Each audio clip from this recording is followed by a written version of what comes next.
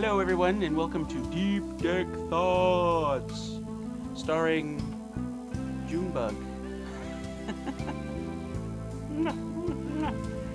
Well everybody, it's a beautiful Sunday here. Gosh, it's really nice. It's not even cold out. Not sure where I'm wearing that.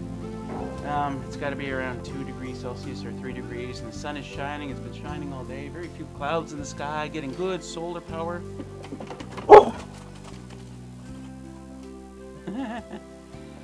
Anyway, we're having a good time. We were out in the ATV fooling around and playing with my drone and stuff. Anyway, just a few things to talk about today. One of the things has come up again is what I'm going to put on the outside of my cabin. I know that originally I bought that khaki siding, and I was going to put that up. And I've got it all here. I've got enough to do the whole cabin. And then I changed my mind because I didn't like the look. And then I changed my mind back again because I've already paid for it. It's here. There's no maintenance. It's 3 really, really good reasons to use it. And now I'm wishy-washing on it. Wishy-washing on it again, and thinking, oh, I'd love to have something else other than that vinyl siding. So if you have a thought on that, let me know in the comments below. If I change to something else, it's another expense and it's another a week of transporting everything in, which is going to be annoying, but it's the expense more than anything. What'll I do with that siding? Well, eventually I want to build a workshop out here, like a proper workshop, not this shelter, so I can eventually use it. But just going nuts out there. But Willow isn't barking, so it's probably something else. Anyway, yeah. While I'm on the subject, I want to talk about flooring. Initially, I wanted to use hardwood flooring, but I don't think it's going to stand up to the wear and tear that me and the dogs are going to put it through. So I've decided to go with vinyl flooring. You can weigh in with your thoughts on that as well. I have no experience with it.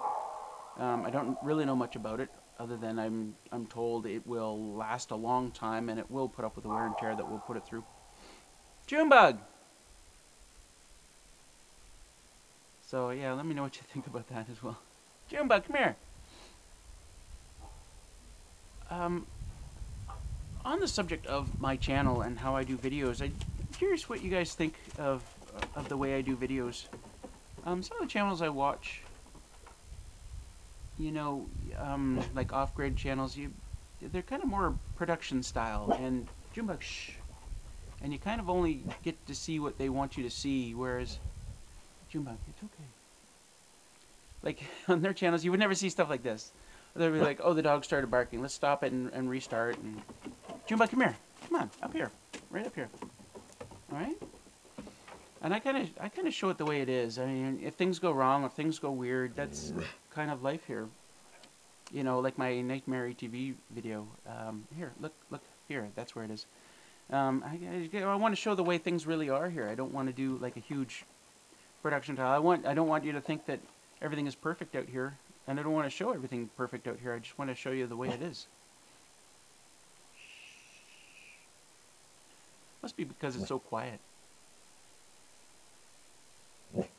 So anyway, again, if you weigh in below in the comments and just tell me if you like my style of video, if you like seeing the way it is, or you'd like to see more production style videos. And you can also tell me what you like to see in my videos, because sometimes I sit here thinking, well, I'd like to do a video or something, but I'm not quite sure what people want to see.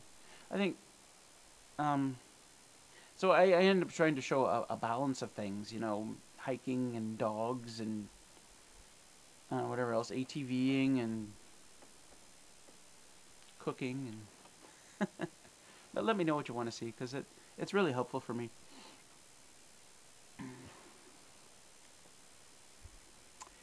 So why am I not getting more done here at the cabin? No, there's several reasons for that. One of the big ones is I've made it too livable. It's easy to live here now, and so it's hard to get motivation to do things. And I'm a terrible procrastinator. I'll do anything but what I really should be doing, and it's difficult to get out of that mode. And I've always had challenges with that. What do you want to do? So I will get back on it. Hopefully my buddy Rick will come this week and we'll get some we'll get cracking on that pine. If I get another guy here helping me out, things should go pretty quick. And that'll be nice. So if you want to watch a lot of YouTube videos and you subscribe to a number of channels, you've probably heard a lot about this whole 1,000 subscriber, 4,000 hours thing lately. And a lot of channels that don't meet that criteria are really upset about it. And I'm kind of ambivalent to it. You know, if you've got less than 1,000 subscribers, and especially if you've got less than 4,000 hours of video in the last 365 days, then you're not making much money anyway. And some of them think that, oh, we're taking money away from all the little content creators and giving it to the big content creators. Well, I can tell you right now that as of February 20th, when the deadline was, the ad rates jumped like this much. And I easily meet that criteria, but I don't make very much money from YouTube. And if you started a YouTube channel to make money, then it would be pretty frustrating for you. But no, maybe one day it'd be nice to have it as a full-time job, just being a YouTube content creator. But that's not why you should do videos in the first place. That can't be a driving factor for it. But anyway, I'm pretty happy with how my channel's going. It's growing slowly. Maybe in a few years I'll I'm not sure where I'm going with this. Maybe in a few years I'll have 100,000 subscribers. I'll get one of those silver like doodads I can put up on the wall, or cut it in half like some people have done. Anyway, I don't know. There's a lot of misinformation going around about what it means to not meet that criteria. If you don't meet that 1,000 subscribers and 4,000 hours watched, then you can't monetize your channel.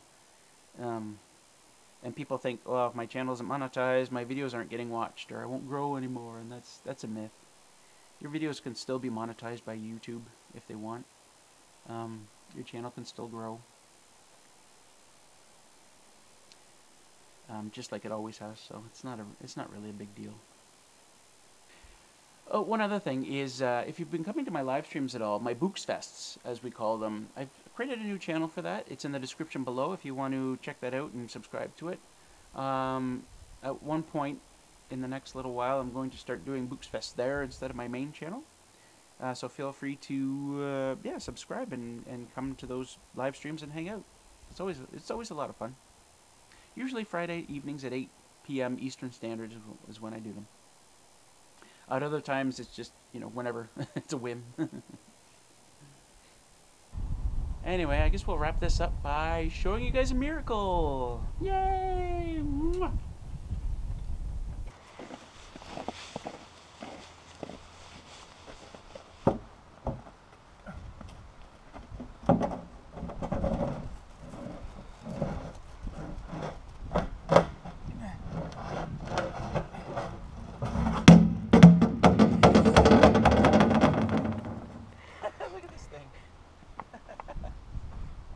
For months. Yes.